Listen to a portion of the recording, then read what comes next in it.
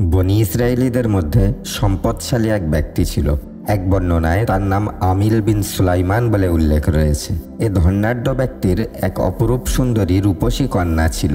এ কন্যা ছাড়া তার আর কোনো সন্তান ছিল না। তার এক ভ্রাতুষ্পুত্র ছিল। সে ছিল খুবই দরিদ্র। সে অত্যন্ত শক্তিশালী ছিল।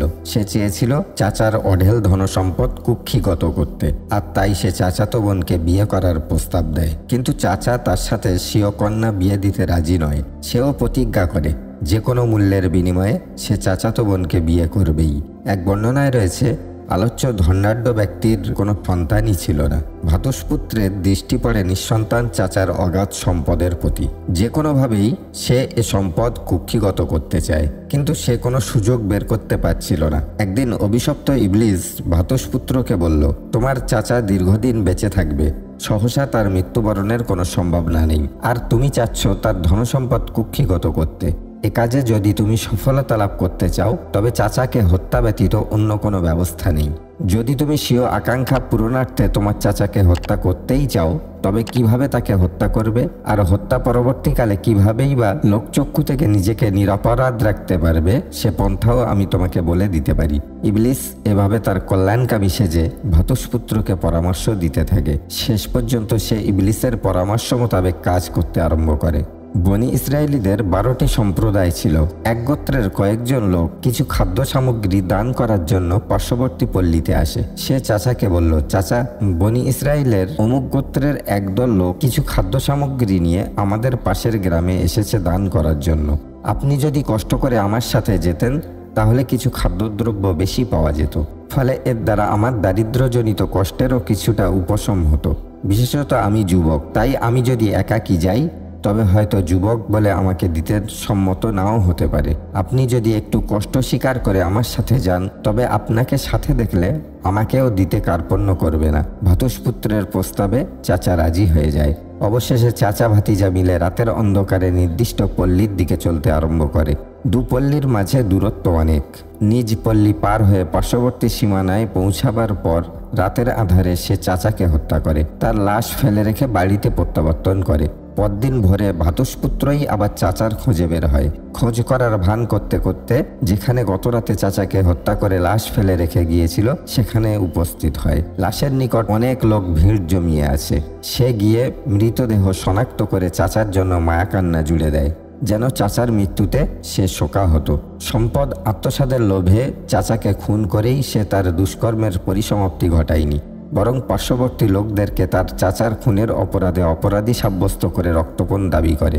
কেননা সে সময় বনি ইসরায়েলদের মধ্যে এ নিয়ম আইন রূপে প্রচলিত ছিল যে, যদি কারো মৃতদেহ কোনো লোকালয়ের নিকট পাওয়া যেত আর হত্যাকারী অজ্ঞাত হতো, তাহলে লোকালয়ের অধিবাসীদেরকে নিহত ব্যক্তির উত্তরাধিকারীদেরকে বাধ্যতামূলকভাবে রক্তপণ দিতে হতো।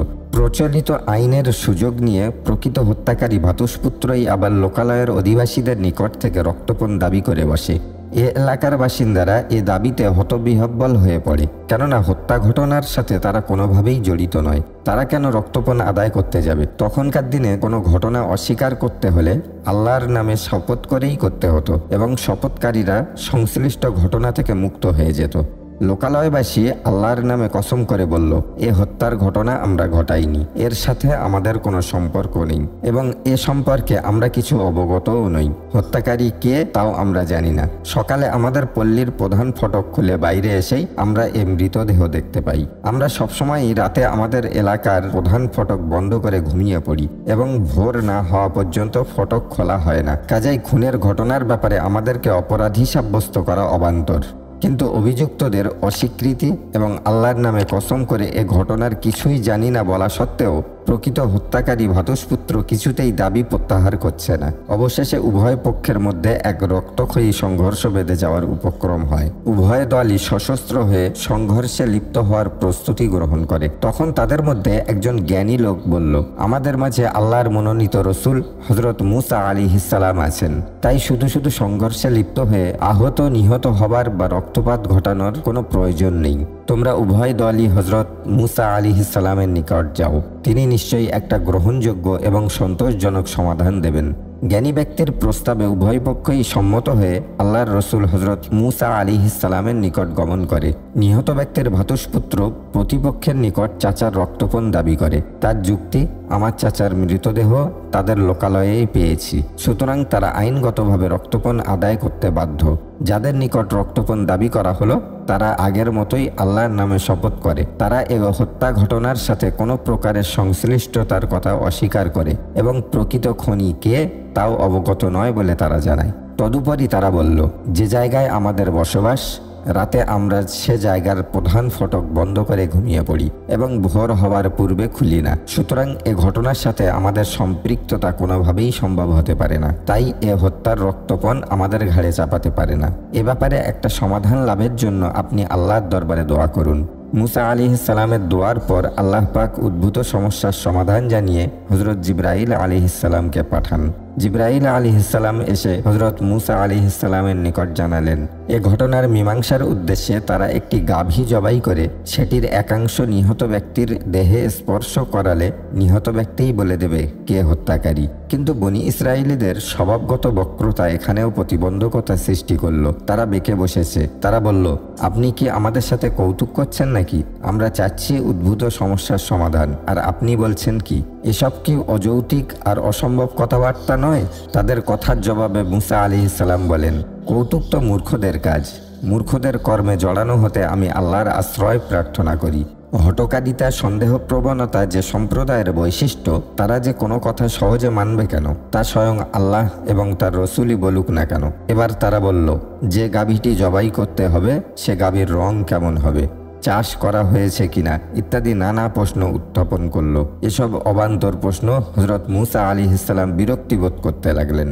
তারা যতই প্রশ্ন করছিল ততই গাভীটির বৈশিষ্ট্য সংক্রান্ত শর্ত বাড়ছিল।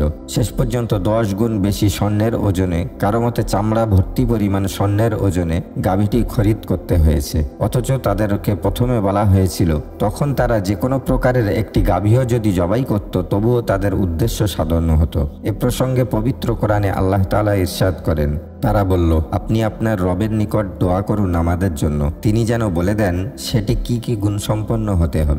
মুসা আলাইহিসসালাম বলেন, আল্লাহ বলেছেন তা এমন একটি গাভী হতে হবে যা না একেবারে বৃদ্ধ না একেবারে বাচ্চা, উভয়ের মধ্যবর্তী জওয়ান। অতএব এখন যা আদেশ করা হয়েছে সে অনুযায়ী কাজ করো। তারা বলল, আমাদের জন্য দোয়া করুন আপনার রবের নিকট, তিনি যেন বলে দেন যে সেটি কি রঙের হবে। তিনি বলেন, আল্লাহ বলেছেন সেটি একটি হলুদ রঙের গাভী, সেটির রং তীব্র হলুদ, যা দর্শকদেরকে আনন্দ দেয়। তারা বলল, আমাদের জন্য প্রার্থনা করুন আপনার রবের নিকট, তিনি যেন বলে দেন সেটি কি কি গুণ সম্পন্ন হতে হবে, কেননা এই গাভী সম্বন্ধে আমাদের সন্দেহ হচ্ছে এবং নিশ্চয়ই আমরা আল্লাহর ইচ্ছায় সৎ পথ পাবো। মুসা আলাইহিসসালাম বলেন, আল্লাহ বলেছেন তা এমন গাভী হতে হবে তা না জমি চাষে আর না শস্য ক্ষেত্রে পানি সেচে ব্যবহৃত হয়, তাতে কোনো দাগ থাকবে না। তারা বলল, এখন আপনি যথার্থ বর্ণনা দিলেন। অতঃপর তারা তা অনিচ্ছায় জবাই করল। বনি ইসরায়েল স্বভাবগত বক্রতা দোষের কারণে একটি সহজ বিষয়কেও বারবার নিষ্প্রয়োজনীয় প্রশ্ন উত্থাপন করে জটিল করে ফেলে। রাসূলুল্লাহ সাল্লাল্লাহু আলাইহি ওয়াসাল্লাম বলেছেন, আল্লাহ তাআলা তাদেরকে একটি সাধারণ গাভী জবেহ করার নির্দেশ দিয়েছিলেন, কিন্তু তারা বারবার জিজ্ঞাসা করে করে নিজেরাই বিষয়টি জটিল করে ফেলেছে। তাই আল্লাহ তাআলা তাদের জন্য বিষয়টি জটিল করে দিয়েছেন। যদি তারা বারবার জিজ্ঞাসা না করত তাহলে এর জন্য এতগুলো শর্ত আরোপ করা হতো না। অতঃপর তারা গাভীর খোঁজে বের হলো, কিন্তু কোথাও গাভীর খোঁজ পেল না। এ সময় এক যুবক তার পিতার নিকট বসেছিল। যুবকের পিতা ঘুমিয়েছিল আর তার মাথার নিচে ছিল সিন্দুকের চাবি। ঠিক এ সময়ে এক ব্যক্তি মুক্তা বিক্রি করতে আসলো। সে এসে যুবককে বলল, হে যুবক, তুমি কি এ মুক্তাটি 70,000 দিরহামের বিনিময়ে ক্রয় করবে? যুবক জবাব দিল, আমার পিতা নিদ্রিত, তিনি জেগে এ মুক্তা 80,000 দিরহামের বিনিময়ে হলেও ক্রয় করবেন। বিক্রেতা এর মূল্য কমাতে কমাতে 30,000 দিরহাম পর্যন্ত নিয়ে এসেছে, কিন্তু যুবক এ অবস্থায়ও পিতাকে জাগাতে সম্মত নয়। ঠিক এ সময় অন্য এক ব্যক্তি মুক্তার মূল্য বৃদ্ধি করে 1,00,000 দিরহাম পর্যন্ত পৌঁছে দিল। এতে যুবক খুব মনক্ষুণ্ণ হলো। অবশেষে সে মুক্তা খরিদ না করার সিদ্ধান্ত গ্রহণ করলো। কিন্তু মহামূল্যবান মুক্তা তার হাতছাড়া হয়ে যাওয়াতে তার আফসোসের অন্ত ছিল না। মুক্তা হাতছাড়া হয়ে যাওয়ায় সে তার ক্ষতির কথা চিন্তা করছিল। আল্লাহ পাক এক গাভীর দ্বারা এর বিনিময় দিয়ে দিলেন। বনি ইসরায়েলেরা যে গাভীর খোঁজ করছিল সে গাভী এ যুবকের নিকট ছিল। তারা জানতে পারল ওই যুবকের নিকট তারা যে ধরনের গাভী খুঁজছে সে ধরনের গাভী রয়েছে। তারা একটি গাভীর বদলে এই গাভীটি খরিদ করতে চাইল। যুবক এতে রাজি হলো না। এরপর তারা 2টি গাভী দিতে চাইল। যুবক তাতেও রাজি হলো না। এভাবে তারা বাড়াতে বাড়াতে এই গাভীর বদলে 10টি গাভী দিতে চাইল। সে এতেও রাজি হলো না। তখন তারা বলল, আল্লাহর কসম, আমরা যে কোনো মূল্যের বিনিময়ে তোমার নিকট থেকে গাভী আমরা ক্রয় করে নেব। তারা যুবককে নিয়ে হযরত মুসা আলাইহিসসালামের নিকট গেল এবং বলল, হে মুসা, আমরা যে গাভীর সন্ধান করছি তা এ যুবকের নিকট রয়েছে। আমরা তার নিকট থেকে এই গাভীর মূল্যের বিনিময়ে ক্রয় করতে চেয়েছি, কিন্তু সে তা দিতে রাজি হচ্ছে না। হযরত মুসা আলাইহিসসালাম বলেন, হে যুবক, তুমি গাভীটি তাদেরকে দিয়ে দাও। যুবক বলল, ইয়া মুসা, আমার মালের ব্যাপারে সর্বাপেক্ষা হকদার তো আমি। হযরত মুসা আলাইহিসসালাম বললেন, হ্যাঁ, তুমিই মূল হকদার। তিনি বনি ইসরায়েলীদেরকে উদ্দেশ্য করে বলেন, তোমরা গাভীর মালিককে সম্মত করাও। তারা গাভীর মূল্য হিসাবে গাভীর মালিককে গাভীর ওজনের সমপরিমাণ স্বর্ণ দিতে চাইল, কিন্তু যুবক এতেও সম্মত হলো না। এরপর তারা গাভীর ওজনের দ্বিগুণ মূল্য দিতে চাইল, এতেও সে সম্মত হলো না। এভাবে বাড়াতে বাড়াতে শেষ পর্যন্ত গাভীর ওজনের 10 গুণ স্বর্ণ প্রদান করার পর সে বিক্রি করতে রাজি হলো। তারা গাভীটি ক্রয় করে হযরত মুসা আলাইহিসসালামের নিকট নিয়ে গেল। তিনি গাভী জবেহ করার নির্দেশ দিলেন। গাভী জবেহ করে এর ঘাড়ের ভিতর থেকে এক টুকরো গোশত নিয়ে মৃত ব্যক্তির দেহে স্পর্শ করাতে বললেন।